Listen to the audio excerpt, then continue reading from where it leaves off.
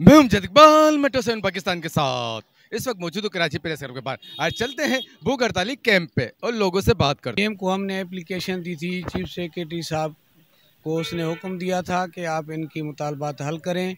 Chief secretary साहब ने एक कमेटी तश्कील दी थी जिसको चेयर कर रहे थे SGA एंड CD डिपार्टमेंट को जो सेक्रेटरी हैं वो, उसके साथ 4 सेक्रेटरी और भी थे, फिनांस के और सोशल वेलफेयर के और बैनुअल फ़ंड के।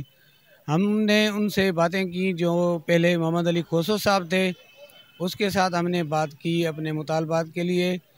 3-4 बार हमारी मीटिंग हुई। कफन पोश तहरीक का आगाज़ किया है हमने, आज हमें तीसरा दिन हो चुका है। हमारे हुकूक गज़ब किए गए हैं, जिनमें से ग्रुप इंश्योरेंस का अहम इशू है और दूसरा बैनुअल फ़ंड है जो हमारी तनख्वाहों से काटे गए थे।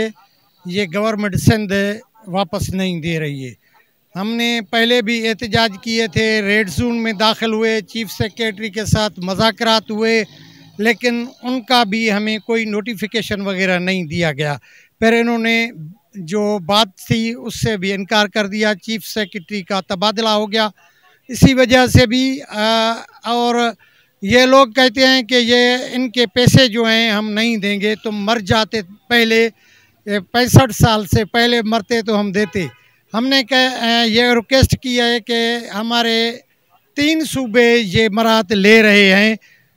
हमारी सुप्रीम कोर्ट ने आर्डर किया हुआ है और हमारे जो पेशावर हाई कोर्ट है उसका भी आर्डर है।